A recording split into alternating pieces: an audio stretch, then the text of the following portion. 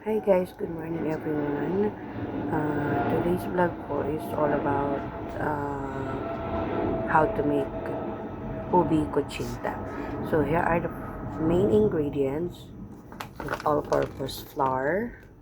Ayan, gumagamit po ako ng flour number 1. Tapioca powder. And lye water.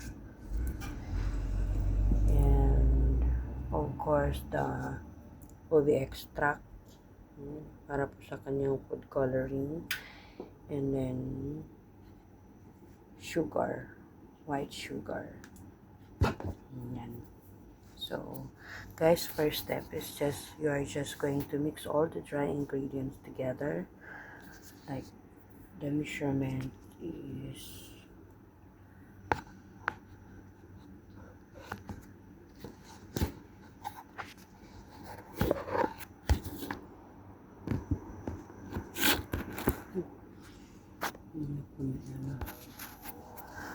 the measurement is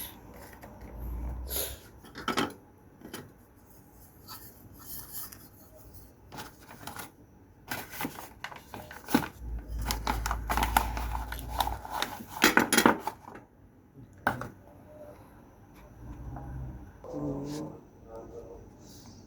See, here you go. Just keep mixing it. Mix it well. So what you have to do is to add more than 3 cups. So yun guys, I has been added already the 3 cups of water. So now I have to add more 3 cups just to complete the measurement. Yan po. 1.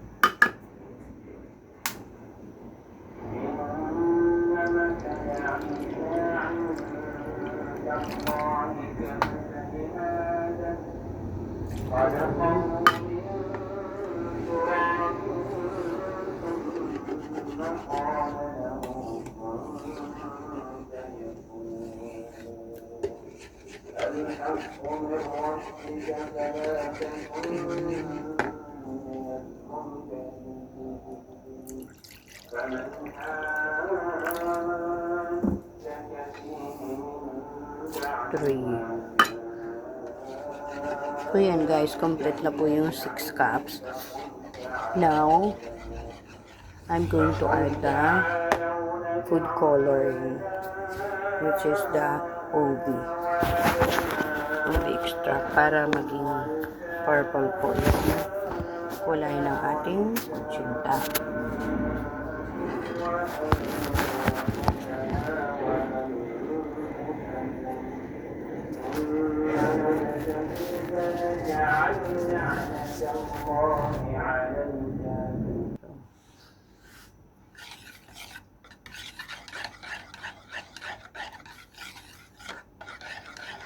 Add 2 tablespoons of lye water. Add lye water. Then the ubi extract. Half of this, or depende na lang sa tingkad na gusto mo, sa kulay na gusto mo ng iyong kuchinta. Then guys, while you are mixing this, pwede ka lang magsala ng hot water dun sa inyong steamer para at least pagkatapos nito, ready na rin yung hot water. Now, maglalagay na ako sa molder. Ready na siya. Nga pala guys, para hindi magbubuo ang iyong kuchinta, ay kailangan mong salahin. Transfer it into another bowl.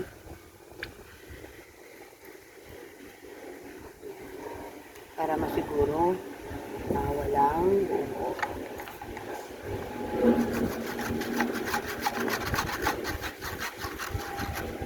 Okay. Para maging smooth ang iyong kuchinta. Pwede mo balik ulit ang bowl mo.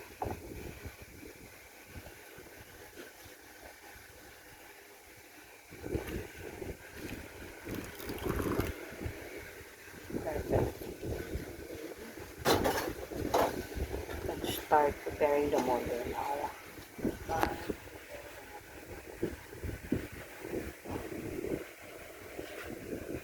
Mahalaga pong lagyan nyo ng sapin yung steamer ninyo para maiwasan po ang kalat.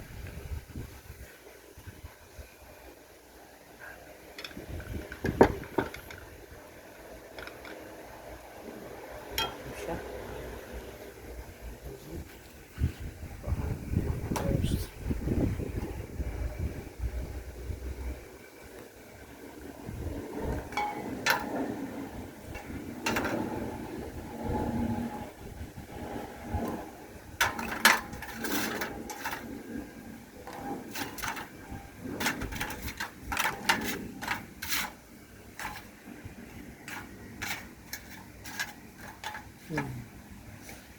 Gaya po nung sinabi ko, kailangan po siyang pahiran ng konting mantika para maiwasan natin ang pagdikit ng kutsinta para hindi po masira.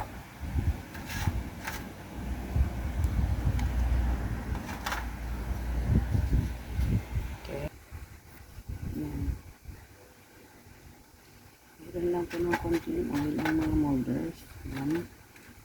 Para hindi po dumikit. Iwasan nyo yung dumikit para hindi nasisira yung kutsinta. So now I will start putting the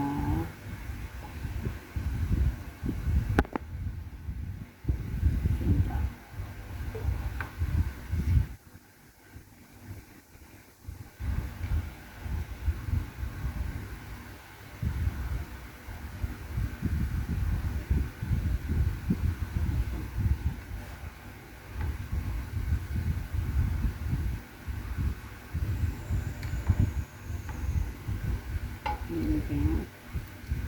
And then you have to steam this for about 15 to 20 minutes maximum.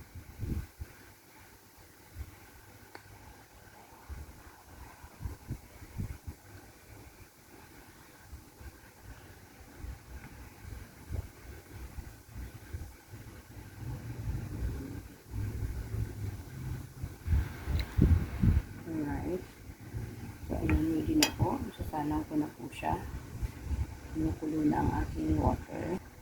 Okay. Then another set.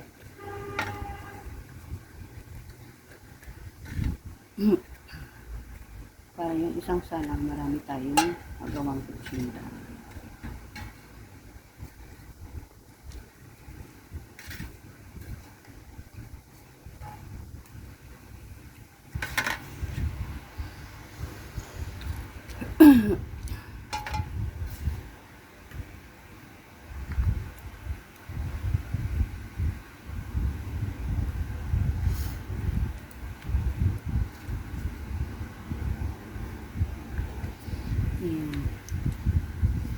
Remember guys, dati kasi ang turo sa akin ng friend ko ay 2:1, which is means 2 cups of flour and then 1 cup of tapioca powder. Tiranay ko po yun pero napakatigas. So ang ginawa ko ng I just tried 1:1, 1 cup of tapioca powder and 1 cup of flour. Pero yung water na ginamit ko, ganun pa rin ang measurement ng water. So, ayun, maganda yung naging outcome. Perfect siya. It was not hard, it was not also soft. So, bali yung hinahanap kong timpla. Okay. Put it to the molder, one by one. So, bali itong measuring cup na ginagamit ko. Sakto lang siyang isang cup bawat isang molder.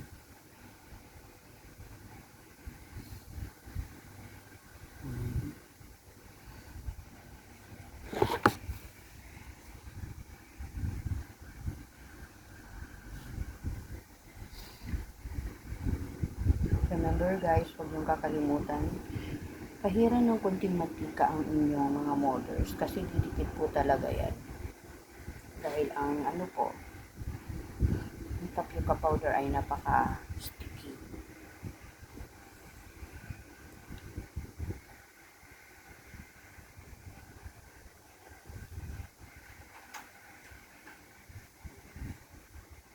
Ready na po siya. Just keep it steaming like 15 to 20 minutes maximum.